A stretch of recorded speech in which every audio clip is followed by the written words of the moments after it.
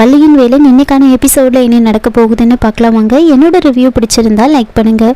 ரத்னவேல் காருக்குள்ளே இருந்துக்கிட்டே கடைக்குள்ளே இருக்கிற ஒரு பாவாடை தாவணியை பார்த்து அதை வாங்க சொல்கிறாங்க. வேலுன்னு அதை புரிஞ்சுக்கிட்டு வள்ளிக்காக அப்படின்னு தெரிஞ்சு அந்த ட்ரெஸ்ஸை வாங்கிக்கிட்டு வராங்க. நேராக வீட்டுக்கு போகிறாங்க. வீட்டுக்கு போனதுமே ரத்னவேல் முதல்ல இறங்கி சொந்தக்காரங்க கிட்டலாம் பேசிகிட்டு இருப்பாங்க.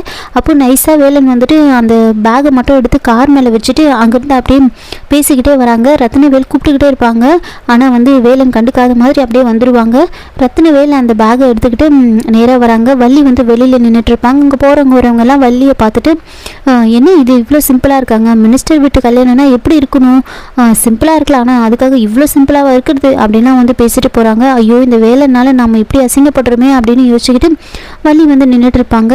வேலன் அப்படியே அந்த பேகை எடுக்காமல் ஒரு ஓரமாக மறைஞ்சு நின்று பார்த்துக்கிட்டு இருக்காங்க என்ன நடக்குது அப்படின்னு.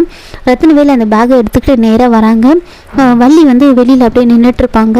வள்ளி வேலனை பார்த்துடுவாங்க. வேலனை பார்த்து கூப்பிடுறாங்க. வேலனும் வள்ளிக்கிட்ட பேசிகிட்டு இருப்பாங்க. அப்போ ரத்னவேல் கரெக்டாக பேகை எடுத்துகிட்டு கையில் வச்சுட்டு இருக்காங்க. என்ன இந்த மாதிரிலாம் ட்ரெஸ் பண்ணால் எப்படி, அது பார்க்குறவங்களாம் என்னை ஏதாவது சொல்லணுமா, மினிஸ்டர் பொண்ணை சரியாக பார்த்துக்கலன்னு என்னை அசிங்கப்படுத்தணுன்னு இப்படிலாம் பண்ணுறியா அப்படின்னா கோவப்படுறாங்க. இன்னொரு முறை இப்படிலாம் நடந்துக்க வேண்டாம்னு சொல்லு அப்படின்னு சொல்லிட்டு அந்த பேகை நேராக வேலன் கிட்ட கொடுக்க சொல்கிறாங்க. உடனே வேலன் அவர்கிட்ட தான் கொடுக்க போகிறாருன்னு தெரிஞ்சுக்கிட்டு ஃபோன் எடுத்து ஃபோன் வந்த மாதிரி அப்படியே பேசிக்கிட்டே போயிடுவாங்க.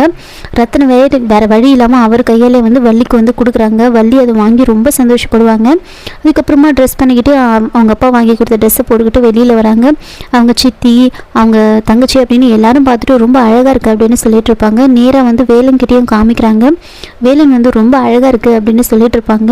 அதுக்கப்புறம் வள்ளிக்கு ரொம்ப சந்தோஷமாயிடும். வீட்டில் இருக்கிற வேலையெல்லாம் எடுத்து நாம தான் செய்யணும் அப்படின்னு சொல்லி ஜூஸ் எல்லாம் எடுத்துகிட்டு போய் எல்லாருக்கும் கொடுக்குறாங்க. கொடுக்குற எல்லாருக்கிட்டையும் இது எங்கள் அப்பா எடுத்து கொடுத்த ட்ரெஸ்ஸு, எங்கள் அப்பா எடுத்து கொடுத்த ட்ரெஸ்ஸு அப்படின்னு ரொம்ப சந்தோஷமாக எல்லாருக்கிட்டே சொல்லிக்கிட்டே வருவாங்க. அப்போ ரெண்டு லேடிங்க பேசிகிட்டு இருப்பாங்க. அவங்களுக்கு ஜூஸ் எடுத்து போய் கொடுக்குறாங்க. அப்போது அவங்க பேசிகிட்டு இருப்பாங்க. இந்த மாதிரி வரன் சரியாகவே அமையலை, எப்படியாவது இந்த முறை முடிச்சிடணும் அப்படின்லாம் பேசிக்கிட்டு இருப்பாங்க. வள்ளி ஜூஸ் எல்லாம் கொடுத்து முடிச்சுட்டு நேராக வேலன் கிட்ட போய் பேசிகிட்டு இருப்பாங்க.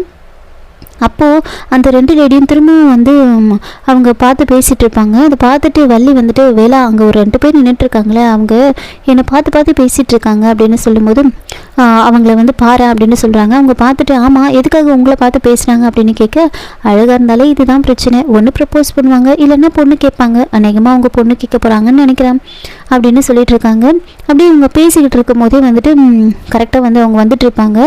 வள்ளி வேலனை கிண்டல் பண்ணிட்டு இருப்பாங்க. ஆனால் உனக்கு இந்த பிரச்சனை எல்லாம் கிடையாது இல்லை அப்படின்லாம் சொல்லி கிண்டல் பண்ணிக்கிட்டு இருக்க. கரெக்டாக அவங்க 2 பேரும் இங்கே வராங்க. ஆமாம் இவர் யாருமா அப்படின்னு கேட்குறாங்க. நீ மினிஸ்டர் பொண்ணு தானே அப்படின்னு கேட்டுட்டு வேலனை இவர் யாருமா அப்படின்னு கேட்குறாங்க. அப்போது வள்ளி எங்கள் அப்பாவோட பிஏ அப்படின்னு சொல்கிறாங்க. உடனே அவங்க 2 பேரும் நாங்கள் ரொம்ப நாளாக எங்களுக்கு வரன் அமையாமல் இருக்குது, கல்யாண விஷயத்தை பற்றி பேசலாம் அந்த அம்மா இங்கே வந்தோம் அப்படின்னு சொல்கிறாங்க. உடனே வள்ளி ஆண்டி என்னை தப்பாக எடுத்துக்காதீங்க, எனக்கு கல்யாணம் பண்ணுறதுல சுத்தமாக விருப்பமே இல்லை அப்படின்னு சொல்லிட்டு கையெழுத்து கும்பிடும்போது அவங்க 2 பேரும் நான் உன்னை கேட்க வரலம்மா, இந்த தம்பியை தான் கேட்டேன், பார்க்க நல்லா அழகாக இருக்காரு, என் பொண்ணுக்கு ரொம்ப நாளாக வரன் தேடிட்டு இருக்கோம், சரியாகவே அமையலை, அதனால தான் இவரை பற்றி கேட்கலான்னு வந்தோம், தம்பி உங்களுக்கு கல்யாணம் ஆயிடுச்சா அப்படின்னு கேட்க வர எனக்கா மேடம் அப்படின்னு வேலன் பேச வராரு.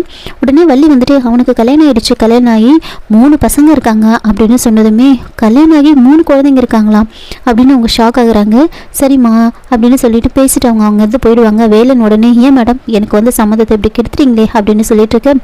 அப்போ வள்ளி ஆமாம் இப்போ அது ரொம்ப முக்கியம் அப்படின்னு சொல்லிட்டு இருக்காங்க. ஆனாலும் மேடம் நீங்கள் சொன்னது கரெக்டு தான், அழகாக இருந்தாலே இந்த பிரச்சனை தான் அப்படின்னு வள்ளியை ஓட்ட உடனே வள்ளிக்கு கோவம் என்ன பண்ணுறாங்கன்னா அங்கே ஜக்கில் தண்ணி இருக்கும், அதை எடுத்துக்கிட்டு வேலன் மேலே ஊற்றுறதுக்காக அப்படியே துரத்துக்கிட்டே ஓடுவாங்க. வேலனை அப்படியே துரத்துக்கிட்டே ஓடிக்கிட்டே இருக்காங்க. இன்னொரு பக்கம் மாப்பிள்ளை வீட்டுக்காரங்க வீட்டுக்குள்ளே வந்துட்டு இருப்பாங்க. வீட்டுக்குள்ளே வரும்போது கரெக்டாக வேலன் மேலே ஊற்ற வர்றதுக்கும் அவங்க வீட்டுக்குள்ளே நுழையிறதுக்கும் கரெக்டாக இருக்கும். வேலன் அப்படியே ஒதுங்கி போயிடுவார். கரெக்டாக அவங்க அப்பா மேலேயும் மாப்பிள்ளை மேலேயும் தண்ணியை வள்ளி ஊற்றிடுவாங்க. ஊற்றுனதுமே வள்ளிக்கு என்ன பண்ணுறதுனே தெரியாது, அப்படியே நிற்கிறாங்க. அவங்க அப்பா வள்ளியை திட்டுவாங்க. மாப்பிள்ளையோட அப்பா என்னம்மா இப்படி பண்ணிட்டா, இப்போ பாரு எப்படி ஆயிடுச்சு பாரு அப்படின்னு கோவப்பட கரெக்டாக வேதநாயகி அங்கே வராங்க. வள்ளி என்ன பண்ணியிருக்க நீ அப்படின்னு கேட்டதுமே ரத்னவேல் அக்கா கல்யாணம் முடிகிற வரைக்கும் இவ வெளியவே வரக்கூடாது அப்படின்னு சொல்கிறாங்க. ரூம்குள்ளே தான் இருக்கணும், வெளியே வரக்கூடாது, சொல்லி வை அப்படின்னு சொல்லிட்டு போகிறாங்க. வேதநாயகி ரொம்ப சந்தோஷமாயிடுது. வள்ளி அவர் சொன்னதை கேட்டல அப்படின்னு சொல்லிட்டு இருக்காங்க. இதோட இந்த எபிசோடு வந்து முடிச்சிருக்காங்க. என்னோட ரிவ்யூ பிடிச்சிருந்தா லைக் பண்ணுங்கள், மறக்காமல் சப்ஸ்கிரைப் பண்ணுங்கள். தேங்க்யூ.